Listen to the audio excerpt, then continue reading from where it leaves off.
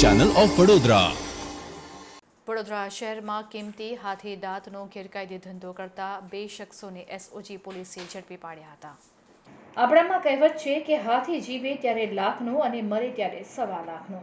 ત્યારે હાથી દાંતની કિંમત લાખોમાં આંકવામાં આવતી હોવાથી કેટલાક શખ્સો દ્વારા હાથીની દાંતની ગેરકાયદે તસ્કરી કરવામાં આવતી હોય છે. ત્યારે શહેરના એસઓજીની ટીમને હાથી દાંતને વેચવા માટે શહેરના વિસ્તારમાં ફરી રહેલા ઇરફાન શેખ તથા આઝાદ પઠાણ નામના વ્યક્તિની બાતમી મળી હતી. જેના આધારે એસઓજીની ટીમે હાથી દાંતનો ધંધો કરવા નીકળેલા 2 વ્યક્તિને રિક્ષામાંથી ઝડપી પાડવામાં આવ્યા હતા. એસઓજીએ હાથીદાંત સાથે આ બંને વ્યક્તિઓની ધરપકડ કરીને કાયદેસરની કાર્યવાહી હાથ ધરી હોવાનું જાણવા મળ્યું છે. આ હાથીદાંત ક્યાંથી લાવ્યા અને કોની પાસેથી લાવ્યા તે અંગેના તપાસના ચક્રો ગતિમાન કર્યા હોવાનું એસઓજીના પોલીસ અધિકારીએ જણાવ્યું હતું.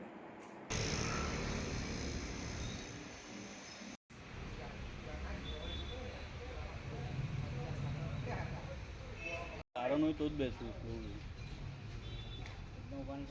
હા.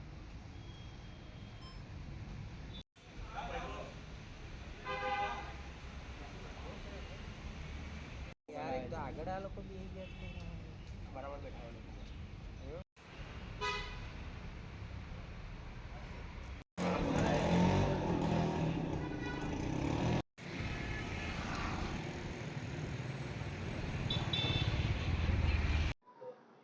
આજ રોજ વડોદરા શહેર એસઓજી પોલીસ તરફથી કેટલીક ચોક્કસ માહિતીના આધારે કે કેટલાક ઇસમો હાથીદાંત જે એક અમૂલ્ય વસ્તુ છે અને વાઇલ્ડ લાઈફ પ્રોટેક્શન એક્ટ અંતર્ગત એક ક્રિમિનલ ઓફેન્સ છે.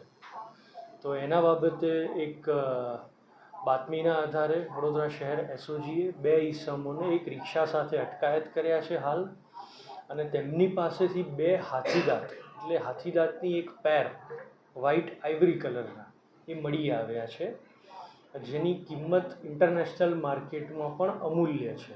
એક ક્રિમિનલ ઓફેન્સ છે, it is scheduled offence under wildlife protection act 1976.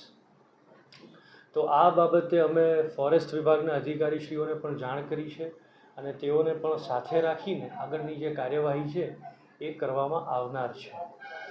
વધુમાં એ લોકોએ અગાઉ આ પ્રકારના કોઈ વન્ય પ્રાણી અધિનિયમના કોઈ ગુનામાં કે એવી કોઈ તસ્કરીમાં તેઓ સંડોવાયેલા છે કે કેમ તે બાબતે પણ તપાસ અમારા તરફથી કરવામાં આવશે, અને કોઈ વ્યક્તિઓને ભૂતકાળમાં કોને વેચ્યા છે, કોની પાસેથી લાવ્યા છે એના બાબતે પણ તપાસ કરવામાં આવશે. આ આરોપીઓની એમો શું હતી? કારણ કે હાથીદાંતનું મૂલ્ય વધારે હોય છે. આરોપીઓની મૂળ એમો તો પૈસા કમાવા માટે, કે વન્ય પ્રાણીઓનું જેમ આપને ખ્યાલ હશે કે ગેંડાના શિંગડા વેચવા, પછી ઉડતી જે ફ્લાઇંગ લિઝાર્ડ આવે છે એ વેચવા, એટલે આ બધી એક રેર સ્પેસીસ છે દરેક વસ્તુ. અને હાથીઓને પણ આ બાબતે ઘણા બધા હન્ટિંગ કરવામાં આવે છે એમના દાંત મેળવવા માટે. તો એક શોખ માટે અમુક લોકો આ બધું ખરીદતા હોય છે અને એના માટે એમને પ્રોત્સાહન મળતા હોય છે ગુનેગારોને. આરોપીઓના નામ શું છે? કઈ આગળ એ લોકો રહે છે? આરોપીઓ જે છે કુલ 2 આરોપીઓ છે. એમાંથી એક આરોપી છે ઇરફાન શેખ અને એક અન્ય આરોપી છે આઝાદ પઠાણ. એ બંને આરોપીઓ યાકુતપુરા વડોદરા શહેરના રહેવાસી છે. અગાઉ કોઈ ગુનાઓમાં સંડોવાયેલા છે આરોપીઓ? હાલના તબક્કે કોઈ અગાઉના કોઈ ક્રિમિનલ ઓફેન્સીસ એમના વિરુદ્ધ દાખલ થયા હોય એવું અમારા રેકોર્ડ પર આવેલ નથી. આરોપીઓના રિમાન્ડ મેળવવામાં આવશે સાહેબ? એ બાબતે ચોક્કસથી જે આગળની જે પણ કાયદાકીય જે પ્રોસેસ છે એ કરવામાં આવશે. આ ક્યાંથી લાવ્યા છે હાથીદાંત? કારણ કે એટલે અમૂલ્ય જે શિકાર કરવામાં આવે છે તો એ બાબતમાં શું તપાસ કરી? હા, હવે હાથીદાંત એ લોકો, મેં જેમ આપને કહ્યું કે ક્યાંથી લાવ્યા છે એ સૌથી અગત્યનો પ્રશ્ન છે, અને આ બાબતે વન્ય વિભાગને પણ અમે સાથે રાખ્યા છે અને એ બાબતે આગળની કાર્યવાહી કરશું. હાથીદાંત સાથે ઇસમોને એસઓજીએ ક્યાંથી ઝડપ્યા? યાકુતપુરા વિસ્તારમાંથી બંને આરોપીઓને હાલ ઝડપ્યા છે. એ લોકો ફરી રહ્યા હતા વેચવા માટે? હા, તેઓ વેચવા માટે, જે અગાઉ આપને કહ્યું કે વેચવા માટે તેઓ ગ્રાહકો શોધી રહ્યા છે. હવે હાથીદાંત એ કોઈ, it's not the simple thing કે you can go and sell anywhere. તો એના માટે પ્રોપર આપણે આપણી જે મેં કહ્યું કે એક ખાનગી બાતમી રાહે આપણે તેમને પકડ્યા છે. સર, અંદાજિત કિંમત કેટલી હશે આ બાબતે જેમ કહ્યું કે સરકાર તરફથી આની કોઈ ચોક્કસ કિંમત સરકારી આંકડા પ્રમાણે કરવામાં નથી આવતી, બિકોઝ ઇટ ઇઝ સો પ્રીસિયસ, એક અમૂલ્ય વસ્તુ છે.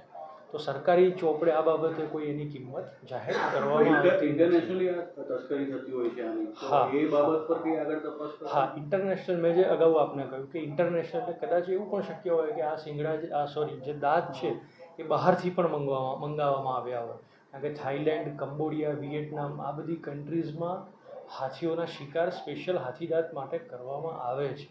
તો પ્રોપર કોઈ સિન્ડિકેટ છે આ માટે કેવી રીતે આવ્યા છે એ આગળ તપાસનો વિષય છે અને એ બાબતે આપને ચોક્કસથી અમે જણાવશું. કેટલા દાંત કબજે કરવામાં? એક પેર છે, એટલે ટોટલ ઇન જનરલ કહું તો 2 ટૂથ આપણે કબજે કર્યા છે. ઓકે.